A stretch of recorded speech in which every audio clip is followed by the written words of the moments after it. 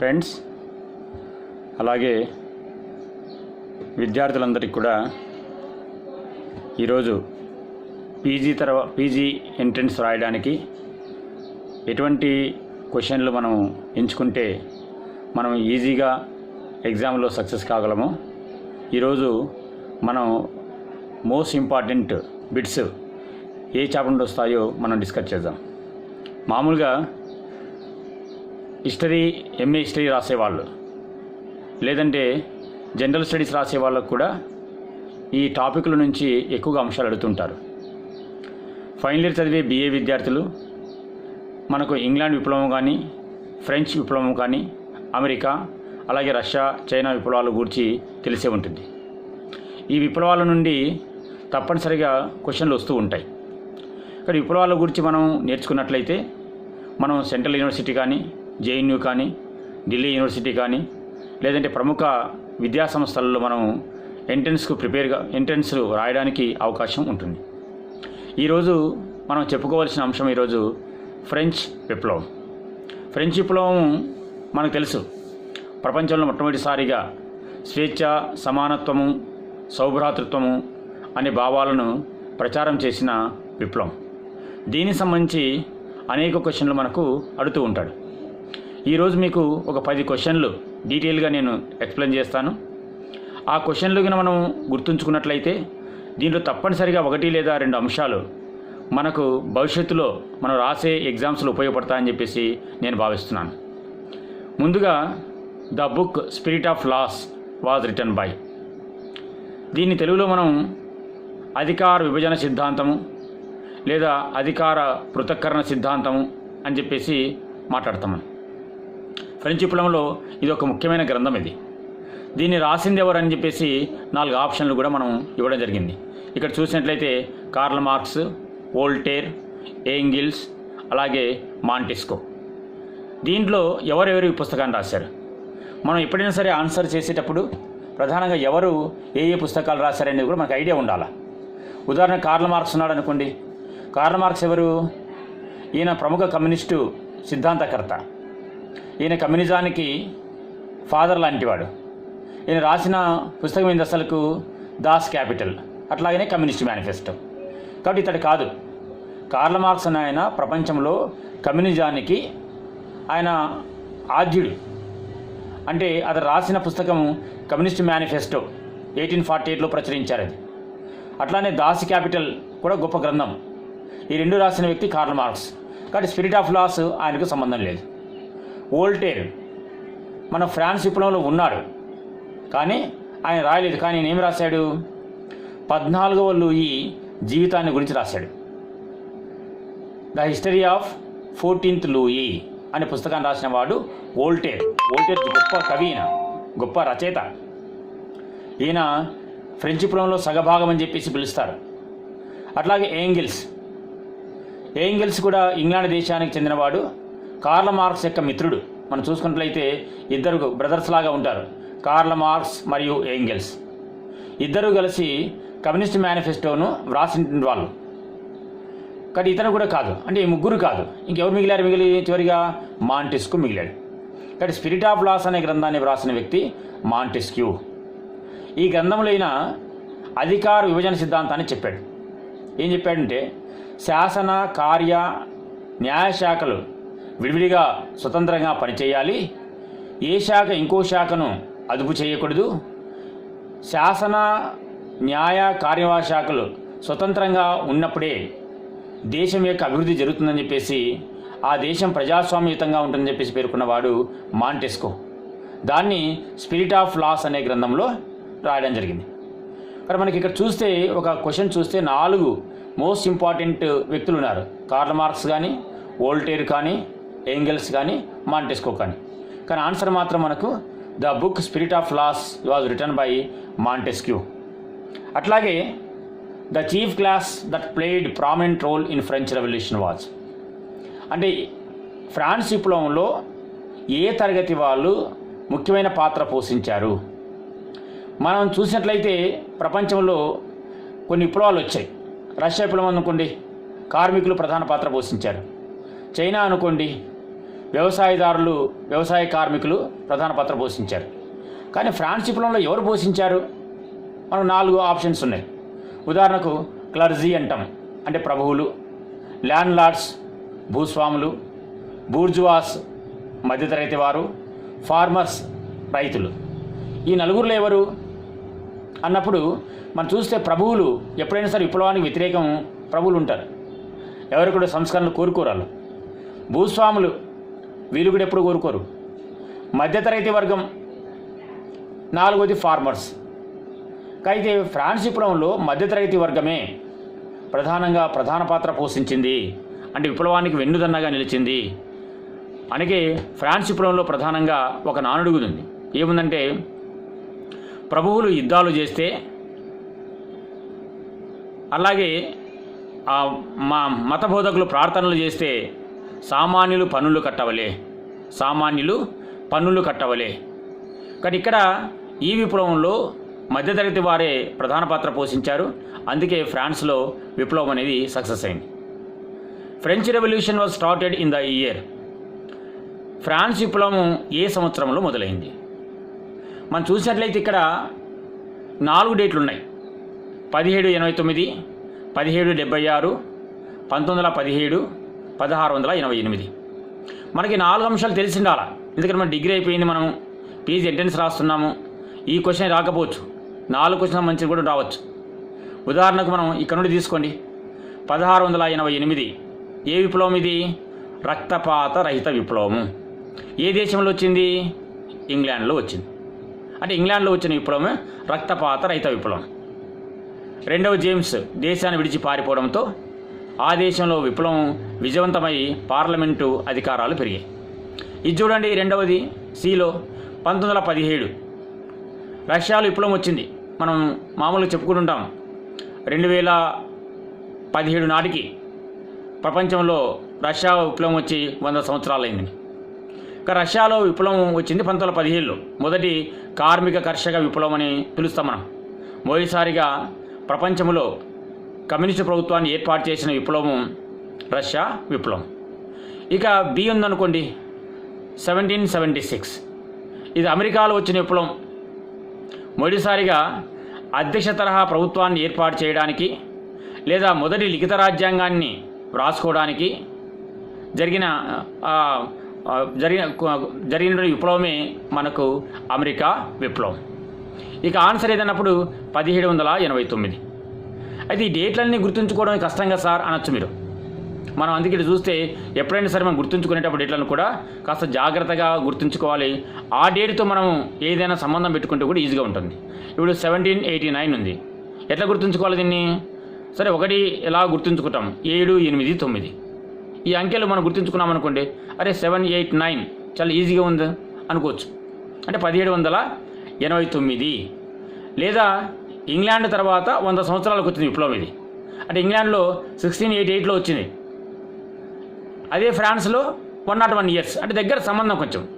1688లో వస్తే ఫ్రాన్స్లో 1789లో వచ్చింది.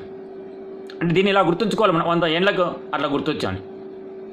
అట్లా 789 అని గుర్తుంచుకుంటూ కూడా మనకు తొందరగా గుర్తొస్తుంది. ఇక 1776 1776 1776 మనకు ఆ సంవత్సరంలోనే ఆడమ్ స్మిత్ అనేవాడు ద వెల్త్ ఆఫ్ నేషన్స్ అనే గ్రంథాన్ని రాశాడు. అదే సంవత్సరంలోనే ఆడమ్ స్మిత్ అనేవాడు ద వెల్త్ ఆఫ్ నేషన్స్ అనే గ్రంథాన్ని రాశాడు. ఇంకా మనం దీన్ని గుర్తుంచుకోవాలనుకోండి, ఈ 1 తీసేసి 776లో గ్రీకులో ఎథెన్స్ నగరంలో మొదటి ఒలింపిక్స్ జరిగాయి. ఎప్పుడు? బీసీలో. క్రీస్తు పూర్వము 776లో గ్రీకు దేశంలో మొదటి ఒలింపిక్స్ మొదలయ్యాయి క్రీస్తు పూర్వంలో. అంటే ఇది కూడా ఒక బిట్టు తయారవుతుంది. ఇలా నేర్చుకోవడం వల్ల ఏమవుతుందంటే మనకు 1776 గుర్తుంటుంది. ఆడమ్ స్మిత్ రాసిన ద వెల్త్ ఆఫ్ నేషన్స్ సంపద శాస్త్రం కూడా ఇదే సంవత్సరంలోనే మనకు పబ్లిష్ కావడం జరిగిందని కూడా గుర్తుంచుకోవచ్చు. ఇక 3వ అంశము 1917 1917లో రష్యాలో వచ్చిన విప్లవము. ఈ విప్లవము మొట్టమొదటిసారిగా భారతదేశాన్ని ప్రపంచాన్ని కూడా ప్రభావితం చేసిన విప్లవం ఏదైనా ఉందంటే అది రష్యా విప్లవం. మనం 1917లో భారతదేశంలో హోమ్ రూల్ ఉద్యమం అనేది మొదలైంది. 1617. అనిబిసెంట్ హోమ్ రూల్ ఉద్యమాన్ని ప్రారంభించింది కూడా ఈ కాలంలోనే. కానీ ఈ విధంగా మనం డేట్స్ను గుర్తుంచుకుంటే మనం ఈజీగా మనం సబ్జెక్ట్ను అవగాహన చేసుకోవచ్చు. మనకు రాను రాను ఇలా ఒక్కొక్కటి నేర్చుకుంటూ వెళ్తే కొన్ని వేల అంశాలు కూడా మనం గుర్తుంచుకోవచ్చు. మనం 4వ question, socialism was Born out of which revolution? అంటే సామ్యవాదం అనేది ఏ ప్రభుత్వం ద్వారా అంటే ఏ విప్లవం ద్వారా ఇది బయలుదేరింది లేదా పుట్టింది? దీనిలో ఆప్షన్ చూసుకుంటే ఒకసారి గ్లోరియస్ రెవల్యూషన్ అంటే ఇంగ్లాండ్ విప్లవాన్ని మనం మహా విప్లవం అని అంటాం. మనం గ్లోరియస్ అంటే మహా, కానీ ఇక్కడ నుంచి సోషలిజం పుట్టలేదు. ఇది పార్లమెంటరీ విధానానికి నాంది పలికినటువంటి విప్లవం. అమెరికన్ రెవల్యూషన్ ఇది ఇప్పటికి కూడా సోషలిజాన్ని వ్యతిరేకించే దేశంగా మనం చెప్తూ ఉంటారు. అమెరికా వారు అధ్యక్ష తరహా ప్రభుత్వ విధానానికి పూనుకున్నవారు. ఇక 3వది ఫ్రెంచ్ రెవల్యూషన్. ఫ్రెంచ్ రెవల్యూషన్లోనే మొదటిసారిగా సోషలిజం అనే భావన బయలుదేరింది. ఎందుకంటే ఇక్కడ 3 అంశాలు, 3 most important principles: liberty, equality, fraternity. It impacted entire world, not only French దేశం యొక్క ఈ సూత్రాలు లిబర్టీ, ఈక్వాలిటీ, ఫ్రెటర్నిటీ, స్వేచ్ఛ, సమానత్వము, సౌభ్రాతృత్వము అనే ఈ భావాలు కేవలం ఫ్రాన్స్ దేశానికే కాదు ప్రపంచానికి వినిపించాయి. అందుకే అప్పటి నుండి మన ఫ్రాన్స్ దేశంలో ఏ విప్లవం వచ్చినా ఒక నానుడి మొదలైంది. ఏమని? ఫ్రాన్స్ తుమ్మితే ఐరోపా ఖండానికి జలుబు చేస్తుంది. కానీ ఫ్రాన్స్ ఏ భావాలు తుమ్మింది? ఈ 3 తుమ్మింది.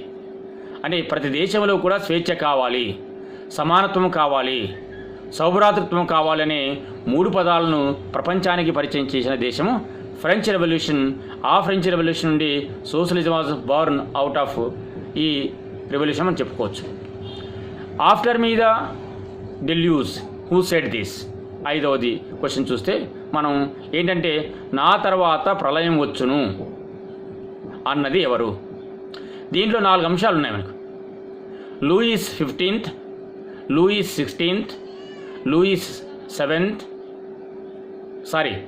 లూయిస్ 15th ఒకడు, కరెక్ట్, లూయిస్ 14th ఒకడు, లూయిస్ 17th ఒకడు, అట్లాగే లూయిస్ 14 ఒకడు. దీంట్లో ఆన్సర్ ఏదన్నప్పుడు మనం చూసినట్లయితే మామూలుగా ఫ్రాన్స్ దేశాన్ని బూర్బన్ వంశస్థులు పరిపాలించారు. ఫ్రాన్స్ దేశాన్ని బూర్బన్ రాజులు పరిపాలించారు. వాళ్ళు 13, 14, 15, 16, 17, 18 లూయిలు ఉన్నారు. ఇక్కడ ఆప్షన్లు మనం కొన్ని ఇచ్చాం. అంటే 14, తర్వాత 15, 16, 17 వాళ్ళు మాత్రం ఇచ్చాం మనం. దీంట్లో ఒక్కొక్కరికి ఒక ఇంపార్టెన్స్ ఉంది. దీనిలో ఫస్ట్ తీసుకోండి లూయిస్ 14. లూయిస్ 14 చాలా గొప్పవాడు. ఆ రోజు ఐరోపా ఖండంలో ప్రాజ్ఞ నిరంకుశ చక్రవర్తిగా పేరుగాంచిన వాడు 14వ లూయి. అయితే ఆయన ఆ మాట చెప్పలే. ఏమని చెప్పాడు? ఈయన నేనే రాజ్యాన్ని అని చెప్పుకున్నాడు. ఎవరు? 14వ లూయి. నాకు నేనే ప్రధానమంత్రి అని చెప్పుకున్నాడు. అంతేకాక ఈరోజు ఫ్రాన్స్ దేశంలో ఉన్న వర్సేల్స్ అనే భవనాన్ని కట్టించిన వాడు కూడా 14వ లూయి. అయితే ఇతర ఆన్సర్ కాదు. ఇక 16వ లూయి చూసుకున్నట్లయితే 16వ లూయి కూడా ఆన్సర్ కాదు. 16వ లూయి కూడా ఆన్సర్ కాదు. ఎందుకంటే 16వ లూయి కాలంలోనే ఫ్రాన్స్ విప్లవం వచ్చింది. 16వ లూయి కాలంలోనే ఫ్రాన్స్ విప్లవం వచ్చింది. ఇక 17వ లూయి ఇతడు దేశాన్ని పరిపాలించాలి, ఎక్కడో ప్రవాసంలో ఉన్నాడు. ఇక మిగిలింది మనకు 15వ లూయి మాత్రమే. కానీ 15వ లూయినే అన్నాడు, నా పరిపాలన తర్వాత ఫ్రాన్స్లో మహాప్రళయం వస్తుంది అని తెలిసి కూడా ఆయన మిన్నకున్నాడు. 14వ లూయి ఏమో యుద్ధాలు బాగా చేశాడు, వైభవోపేతంగా భవనాలు కట్టించాడు, చనిపోతూ చెప్పాడంట, మనవడు అవుతాడు 15వ లూయికి, రే నువ్వు యుద్ధాలు చేయవద్దు, పరిస్థితి బాగా లేదన్నాడంట. కానీ 15వ లూయి పట్టించుకోకుండా అదే తప్పులు చేశాడు. అందుకే చనిపోతూ 15వ లూయి కూడా ఏం చెప్పాడంటే నా తర్వాత ప్రళయం వచ్చునని నేను చెప్పాడు. ఇక 6వది the immediate cause for the outbreak of French revolution. France విప్లవానికి తక్షణ కారణం ఏది? ఇది చాలాసార్లు మనకు అనేక ఎగ్జామ్స్ అడిగాడు. ఈవెన్ మనకు ఎస్ఎస్సిలో కానీ లేకపోతే కొన్ని దాంట్లో అడుగుతుంటాడు. ఎందుకంటే ఇది ప్రపంచంలో గొప్ప విప్లవం ఇది. దీనిలో 4 ఆప్షన్స్ ఉన్నాయి మనకు. అంటే ఫ్రాన్స్ విప్లవానికి తక్షణ కారణం ఏది? Boston tea party. మనకు కొన్ని ప్రధానమైన నగరాల పేర్లు తెలిసిండాల. మనకు ఉదాహరణకు వెనిస్ కానీ, న్యూయార్క్ కానీ, వాషింగ్టన్ కానీ, లండన్, ఇలా మనం మాట్లాడతాం. New Jersey, Connecticut, Las Vegas, Los Angeles, Alexandria, Cairo, ఇలా ప్రధాన నగరాల పేరు చెప్తుంటాం మనం. బోస్టన్ అనగానే మనకు ఎవరు గుర్తొస్తుంది? అమెరికా గుర్తొస్తుంది. కానీ ఫ్రెంచ్ రెవల్యూషన్కు అమెరికాకు సంబంధం లేదు. బోస్టన్ టీ పార్టీ అనేది అమెరికా విప్లవానికి ఒక కారణం. అది అమెరికాలో అక్కడ బోస్టన్ టీ పార్టీ జరిగింది. దానికి సంబంధం 1773లో జరిగింది బోస్టన్ టీ పార్టీ. కానీ ఇక్కడ సంబంధం లేదు. నాంటీస్ ఎడిక్ట్స్, నాంటీస్ శాసనం అంటాం ఇది. అంటే క్యాథలికులకు మత స్వేచ్ఛ ఇస్తూ ప్రసాదించిన చట్టం అది. దానికి కూడా సంబంధం లేదు. ద ఫాల్ ఆఫ్ బాస్టిల్, ఇదే ఫ్రెంచ్ విప్లవానికి కారణము. 1789 జూలై 14వ తారీఖున ఫ్రాన్స్ విప్లవం బయలుదేరింది. దేని కారణం రీత్యా అంటే బాస్టిల్ అనే కోటను ప్రజలు ముట్టడించడం వల్ల అక్కడ జూలై 14వ తారీఖున ఫ్రాన్స్ విప్లవం బయలుదేరింది. ఈరోజు కూడా బాస్టిల్ కోటను నాశనం చేసిన రోజును అంటే జూలై 14ను ఇప్పటికి కూడా ఫ్రాన్స్లో స్వాతంత్ర్య దినోత్సవంగా జరుపుకుంటారు. ఇక last one war with Austria. దీనికి సంబంధం లేదు. ఇది జర్మనీ ఏకీకరణలో వచ్చే అంశం ఇది. కాబట్టి మనకు see the fall of Bastille అంటే బాస్టిల్ కోట పతనం అనేది మాత్రమే ఫ్రాన్స్ విప్లవానికి కారణం. ఇంతకుముందు చెప్పాను నేను, I am the state who said this. నేనే రాజ్యాన్ని అని చెప్పుకున్నది ఎవరు? ఆల్రెడీ మనం చెప్పాం 14వ లూయి అని. 15వ లూయి కాదు, 16వ లూయి కాదు, 17వ లూయి కాదు, 14వ Louis. I am the state, నేనే రాజ్యాన్ని, నాకు నేనే ప్రధానమంత్రిని, గ్రాండ్ మోనార్క్గా చెప్పుకున్నవాడు 14వ లూయి. అలాగే how many estates in the French revolution? France పార్లమెంట్లో ఎన్ని సభలు ఉన్నాయి? 4, 3, 2, 1. ఇవి చూస్తే మనకు ఆన్సర్ వచ్చేసి 3. First estate, second estate, third estate. అంటే ప్రధానంగా 3 సభలు ఉన్నాయి ఫ్రాన్స్లో. మొదటి ఎస్టేట్లో మతాధికారులు, 2వ ఎస్టేట్లో ప్రభువులు, 3వ ఎస్టేట్లో మధ్యతరగతి వర్గం ఉంది. ఇంతకుముందు చెప్పాను, మధ్యతరగతి వర్గమే ఆ దేశంలో విప్లవానికి కారణమైనది. ఈ మధ్యతరగతి వర్గం ఆధ్వర్యంలోనే అనేక గొప్ప నాయకులు పుట్టుకొచ్చారు. వీరే ఆ ఫ్రాన్స్ విప్లవాన్ని ప్రభావితం చేసిన వాళ్ళు. కానీ ఈ 3వ తరగతి అంటే థర్డ్ ఎస్టేట్, 3 ఎస్టేట్లు ఉన్నాయి ఇక్కడ. First estate, second estate, third estate. First ఎస్టేట్లో 300, 2వ ఎస్టేట్లో 300, 3వ ఎస్టేట్లో 600 మంది ఉంటారు. కాబట్టి ఈ 600 మంది సభ్యులే నిజంగా ఫ్రాన్స్ విప్లవాన్ని ప్రభావితం చేశారు. తర్వాత ప్రజానీకాన్నంతా కూడా ప్రభావితం చేసి గొప్ప విప్లవానికి నాంది పలికిన వారు 3వ ఎస్టేట్ సభ్యులు. కాబట్టి ఈ 3 ఎస్టేట్ సభ్యులు అంటే 1, 2, 3 సభలు మనకు ఫ్రాన్స్ పార్లమెంట్లో ఉన్నాయి. Which book was bible for the French revolution? France విప్లవానికి కారణమైన గ్రంథం ఏది లేదా పుస్తకం ఏది? దీనిలో ఆన్సర్ నేను అండర్లైన్ చేశాను. సోషల్ కాంట్రాక్ట్, సామాజిక ఒడంబడిక. 2 హిస్టరీ ఆఫ్ లూయి 14th, 14వ లూయి జీవిత చరిత్ర. 3 confessions. 4 the spirit of laws. ఇంతకుముందు చెప్పుకున్నాం మనం. ద స్పిరిట్ ఆఫ్ లాస్ను మాంటెస్కో రాశాడు. History of Louis 14th Voltaire రాశాడు. కన్ఫెషన్స్ను, సోషల్ కాంట్రాక్ట్ను రాసినది రూసో. రూసో రాసిన సోషల్ కాంట్రాక్ట్ అనేది ఫ్రెంచ్ విప్లవానికి బైబిల్ లాంటిది. రూసో చెప్పాడు, మనిషి పుట్టుకతో స్వేచ్ఛాజీవి కానీ సర్వత్రా సంఖ్యలతో బంధించి ఉన్నాడు. Man was born free but everywhere in chains. ఇతడు సామాజిక ఉడంబడిక సిద్ధాంతం చెప్పాడు. అంటే రాజ్యం అనేది ప్రజల మధ్య జరిగిన ఉడంబడిక. కానీ రాజు ప్రజాభీష్టాన్ని గౌరవించాల. ఏ రాజు అయితే ప్రజాభీష్టాన్ని గౌరవించాడో అతడిని దించివేసే అధికారం కూడా ప్రజల చేతుల్లో ఉంటుందని ప్రజా సార్వభౌమాధికారాన్ని లేదా జనేచ్ఛ సిద్ధాంతాన్ని ప్రతిపాదించిన వాడు ఎవరంటే ఈ రూసో రాసినటువంటి సోషల్ కాంట్రాక్ట్ అనే గ్రంథం ముఖ్యమైనది.